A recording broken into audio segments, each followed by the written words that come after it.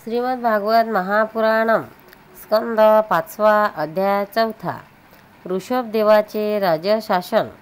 शुकाचार्य म्हणतात, नाभीच्या पुत्राचे शरीर जन्मापासूनच भगवान विष्णूच्या वज्र, अंकुश इत्यादी चिन्हांनी युक्त होते। क्षमता, शांती, वैराग्य, ऐश्वर्य इत्यादी महान गुणांमुळे त्याचा प्रभाव दिवसेंदिवस वाढतच होता। हे पाहून मंत्री इत्यादी अधिकारी, प्रजा, ब्राह्मण आणि देवता यांना प्रकर्षाने वाटू लागले की यांनीच पृथ्वीचे राज्य करावे। त्याचे सुंदर आणि सुडोल शरीर, विपुल कीर्ती, तेज, बल, ऐश्वर, यश, पराक्रम आणि शौर्य या गुणांमुळे महाराज नाभीने त्याचे नाव ऋषभश्रेष्ठ असे ठेवले। देवराज इंद्राने एकदा ईर्ष्येमुळे त्याच्या राज्यात पाऊस पाडला नाही, तेव्हा योगेश्वर भगवान ऋषभदेवांनी इंद्राच्या मूर्खपणाचा उपहास करून आपल्या योगमायेने प्रभावाने आपले राज्य अजनाभखंडापासून भरपूर पाऊस पाडला। आपल्या मनासारखा उत्तम पुत्र झाल्याने नाभी अत्यंत आनंदित झाला आणि आपल्याच इच्छेनुसार मनुष्य शरीर धारण करणाऱ्या पुराणपुरुष श्रीहरीचे लालन पालन करीत त्याचेच लीलाविलासाचे मंदमुग्ध होऊन बाळा बाळा असे सद्गदित होऊन म्हणत त्यालाच मोठे सुख मानू लागला। मंत्रिमंडळ, नागरिक आणि राष्ट्रातील जनता ऋषभदेवावर अत्यंत प्रेम करीत आहे असे पाहून नाभीराजाने धर्ममर्यादेचे रक्षण करण्यासाठी त्यांना राज्याभिषेक करून ब्राह्मणाच्या देखरेखीवर सोपवले आणि आपण स्वतः पत्नी मेरुदेवीसह बदरिकाश्रमाला निघून गेले। तेथे इतरांना पीडा होणार नाही असा तीव्र तपश्चर्या आणि समाधी योगाने भगवान वासुदेवाच्या नरनारायण रूपाची आराधना करीत योग्य वेळ आल्यावर त्यांच्या स्वरूपाचे तो लीन होऊन गेला। परीक्षिता राजा नाभीच्या संबंधातही लोकोक्ती प्रसिद्धी आहे। त्याच्या शुद्ध कर्माने संतुष्ट होऊन साक्षात श्रीहरी त्याचे पुत्र झाले होते। त्या राजाशी नाभीच्या उदार कर्माने अनुकरण दुसरा कोण करू शकेल। त्याच्या दक्षिणा इत्यादींनी संतुष्ट होऊन ब्राह्मणांनी आपल्या मंत्रबलाने त्याला यज्ञशाळेत यज्ञपुरुष श्री विष्णूचे दर्शन करविले। त्या नाभीच्या महाराज नाभीसारखा ब्राह्मण भक्त सुद्धा कोण असू शकेल। भगवान ऋषभदेवांनी आपला देश अजनाभ खंडाला कर्मभूमी म्हणून लोकसंग्रहासाठी काही काळापर्यंत गुरुगृही वास केला।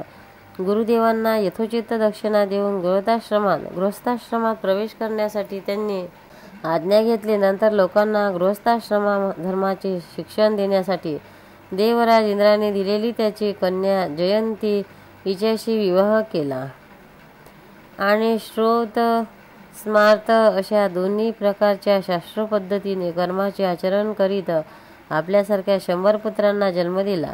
त्यामध्ये महायोगी भरत सर्वात श्रेष्ठ आणि सर्वापेक्षा अधिक गुणवान होता। त्याच्याच नावावरून हा अजनाभ खंडाला लोक भारतवर्ष म्हणू लागले। त्याहून लहान कुशावर्त, इलावर्त, बला, ब्रह्मावर्त, मलय, केतू, भद्रसेन, इंद्रस्पुक, विदर्भ आणि किकट हे 9 राजकुमार उरलेले इतर 90 भावापेक्षा ज्येष्ठ आणि श्रेष्ठ होते। त्यांच्यापेक्षा लहान कवी, हरी, अंतरिक्ष, प्रबुद्ध, पिंपलायन, अविहोत्र, दुर्मिळ, चवस आणि करभंजन हे 9 राजकुमार भागवत धर्माचा प्रचार करणारे मोठे भागवत भक्त होते। भगवंताच्या महिम्याने युक्त आणि परमशांतीने परिपूर्ण अशा यांचे पवित्र चरित्र आम्ही नारद वसुदेव संवादाप्रसंगी पुढे 11 स्कंदामध्ये सांगून जयंतीचे यांच्यापेक्षा लहान 81 पुत्र, पित्याच्या आज्ञेने पालन करणारे, अतिशय विनम्र, महान, विधन्य आणि नेहमी यज्ञ करणारे होते। पुण्यकर्माचे अनुष्ठान केल्यामुळे ते शुद्ध होऊन ब्राह्मण झाले होते। पूर्णपणे स्वतंत्र, स्वतः नेहमी सर्व प्रकारच्या अनंत परंपरापासून मुक्त, केवळ आनंदानुभव स्वरूप साक्षात ईश्वर असून सुद्धा भगवान ऋषभदेव अज्ञानी लोकांप्रमाणे कर्म करीत कालानुसार प्राप्त धर्माचे आचरण करून त्यांनी त्याचे तत्व न जाणणाऱ्या लोकांना त्याचे शिक्षण दिले। त्याचबरोबर सावचित्त, शांत, सुहृदय आणि करुणामय राहून धर्म, अर्थ, यश, संतान, भोग, सुख आणि मोक्ष हे सर्व प्राप्त करीत गृहस्थधर्मामध्ये राहणाऱ्या लोकांना आचरणाचे धडे दिले, कारण महापुरुष जसजसे आचरण करतात त्याप्रमाणे दुसरे लोक त्याचे अनुकरण करतात. सर्व धर्माचे सार रूप वेदाचे गूढ रहस्य ते जाणत होते, तरीसुद्धा ते ब्राह्मणांनी सांगितलेल्या विधानानुसार सामदानाने उपायांनी जनतेचे पालन करीत होते. त्यांनी शास्त्र आणि ब्राह्मणांच्या उपदेशानुसार निरनिराळ्या देवतांना उपदेशून द्रव्य, देश, काल, वय, श्रद्धा आणि यांनी सुसंपन्न असे सर्व प्रकारचे शेकडो यज्ञ केले. भगवान ऋषभदेवाच्या शासनकालामध्ये या देशातील कोणतेही मनुष्य आपल्यासाठी कोणाकडूनही आपल्या राजाबद्दल दिवसेंदिवस वाढत जाणाऱ्या प्रेमाशिवाय आणखी कोणत्याही वस्तूची कधीही इच्छा करीत नसे.